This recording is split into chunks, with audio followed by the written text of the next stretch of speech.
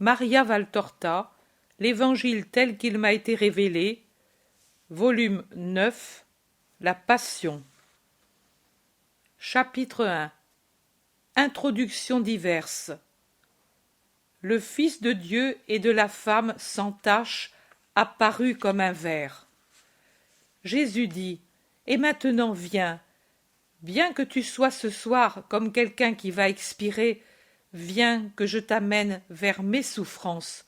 Long sera le chemin que nous devrons faire ensemble, car aucune douleur ne m'a été épargnée, ni celle de la chair, ni celle de la pensée, ni celle du cœur, ni celle de l'esprit. Toutes, je les ai éprouvées, de toutes je me suis nourri, de toutes je me suis désaltéré jusqu'à en mourir. Si tu posais ta bouche sur mes lèvres, tu sentirais qu'elles gardent encore l'amertume de tant de douleurs. Si tu pouvais voir mon humanité dans son vêtement maintenant éclatant, tu verrais que cet éclat émane de milliers et de milliers de blessures qui couvrirent d'un vêtement de pourpre vivante mes membres déchirés, exsangues, marqués de coups, transpercés par amour pour vous.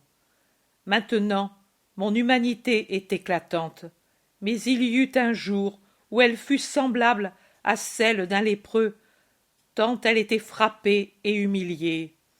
L'homme-dieu, qui avait en lui-même la perfection de la beauté physique en tant que fils de Dieu et de la femme sans tache, apparut alors aux yeux de ceux qui le regardaient avec amour, avec curiosité ou avec mépris, laid, un ver, comme dit David, l'opprobre des hommes, le rebut du peuple. Mon amour pour mon père et pour les enfants de mon père m'a amené à abandonner mon corps à ceux qui me frappaient, à offrir mon visage à ceux qui me giflaient et me couvraient de crachats, à ceux qui croyaient faire une œuvre méritoire en m'arrachant les cheveux, la barbe, en me transperçant la tête avec les épines, en rendant la terre et ses fruits complices des tourments infligés à son sauveur, en déboîtant mes membres, en découvrant mes os, en arrachant mes vêtements et donnant ainsi à ma pureté la plus grande des tortures, en m'attachant à un bois, en m'élevant comme un agneau égorgé au croc d'un boucher, et aboyant autour de mon agonie comme une meute de chiens affamés que l'odeur du sang rend encore plus féroce.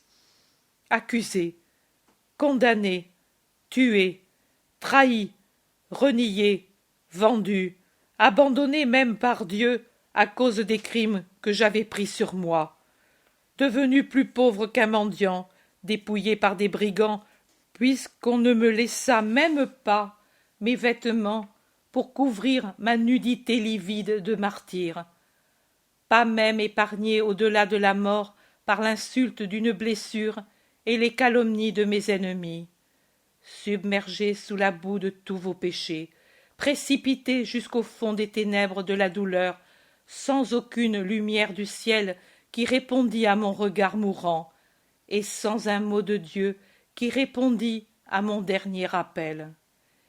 Isaïe dit la raison de tant de douleurs. Il a vraiment pris sur lui nos maux et il a porté nos douleurs. Nos douleurs, oui, je les ai portées à votre place, pour soulever les vôtres, les adoucir, les supprimer. Si vous m'aviez été fidèle, mais vous n'avez pas voulu l'être. Et qu'en ai-je eu? Vous m'avez regardé comme un lépreux, comme quelqu'un frappé par Dieu. Oui, j'avais sur moi la lèpre de vos péchés sans nombre. Elle était sur moi comme un vêtement de pénitence, comme un cilice. Mais comment n'avez-vous pas vu transparaître Dieu dans son infinie charité de ce vêtement que pour vous il avait mis sur sa sainteté? Blessé à cause de nos iniquités, transpercé à cause de nos crimes, dit Isaïe, qui de son regard prophétique voyait le Fils de l'homme devenu une immense plaie pour guérir celle des hommes. et s'il n'y avait eu que les blessures de ma chair. Mais ce que vous m'avez le plus blessé, c'est le sentiment et l'esprit.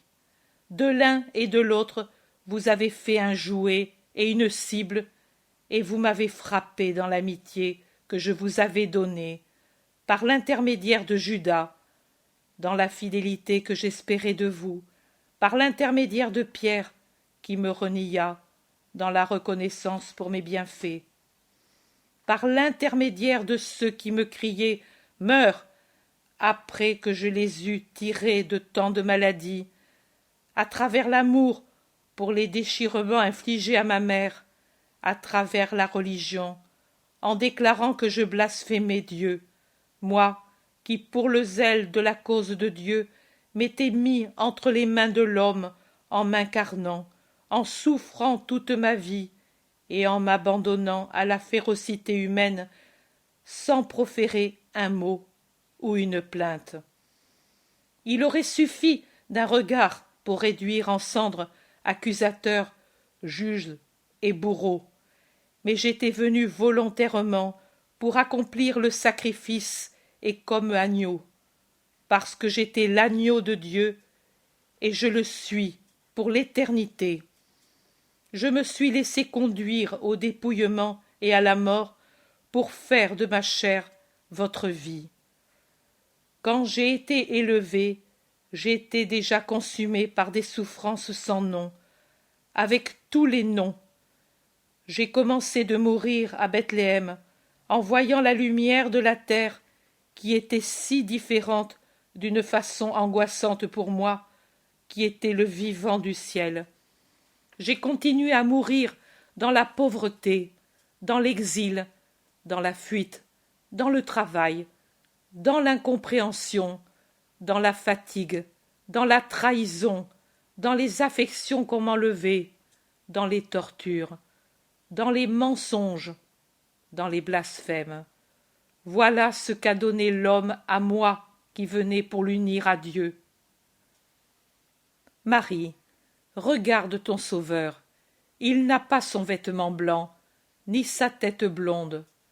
Il n'a pas le regard de saphir que tu lui donnais. Son habit est rouge de sang. Il est déchiré et couvert de saleté et de crachats. Son visage est tuméfié et défiguré, son regard voilé de sang et de pleurs, et ses yeux te regardent à travers la croûte qu'ils forment et la poussière qui alourdit les paupières. Mes mains, tu les vois, elles ne sont déjà qu'une plaie en attendant la plaie finale. Regarde, petit Jean, comme me regarda ton frère Jean. Derrière mes pas, il reste des empreintes sanglantes. La sueur délave le sang qui coule des écorchures des fouets, de ce qui restait encore de l'agonie du jardin. La parole sort dans l'essoufflement de l'angoisse d'un cœur qui meurt déjà de torture de tout nom, de mes lèvres brûlées et contusionnées. Dorénavant, tu me verras souvent ainsi. Je suis le roi de la douleur, et je viendrai te parler de ma douleur dans mon vêtement royal. Suis-moi, malgré ton agonie. Je saurai, car je suis plein de pitié, devant tes lèvres empoisonnées par ma souffrance, mettre aussi le miel parfumé des plus sereines contemplations. Mais tu dois plutôt préférer ces contemplations sanglantes, car c'est par elles que tu as la vie, et avec elles que tu amèneras les autres à la vie. Baise ma main sanglante et veille en méditant sur moi le Rédempteur. Je vois Jésus comme lui-même se dépeint. Ce soir, depuis 19 heures, il est 1h15 du 11 février, désormais, je suis vraiment en agonie. Jésus me dit ce matin, 11 février à 7h30. Hier soir, je n'ai voulu te parler que de moi, en proie à la souffrance, car j'ai commencé la description et la vision de mes douleurs. Hier soir, c'était l'introduction, et tu étais tellement épuisé, mon ami. Mais avant que l'agonie revienne, je dois te faire un doux reproche. Hier matin, tu as été égoïste. Tu as dit au Père, espérons que je dure parce que ma fatigue est la plus grande. Non, la sienne est la plus grande, car elle est fatigante sans être compensée par la béatitude de voir et de posséder Jésus comme tu l'as, jusqu'avec sa sainte humanité. Ne sois jamais égoïste, même dans les choses les plus petites. Une disciple, un petit Jean, doit être très humble et très charitable comme son Jésus. Et maintenant, reste avec moi. Les fleurs sont apparues, le temps de la taille est venu, et on a entendu dans les campagnes la voix de la tourterelle. Et ce sont les fleurs qui sont nées dans les flaques de sang de ton Christ, et celui que l'on coupera comme une branche que l'on taille, c'est le Rédempteur. Et la voix de la tourterelle qui appelle l'épouse à son festin de noces douloureuse et sainte, c'est la mienne qui t'aime. Lève-toi et viens, comme dit la messe d'aujourd'hui. Viens contempler et souffrir. C'est le don que j'accorde à mes privilégiés. Légier, légier, légier.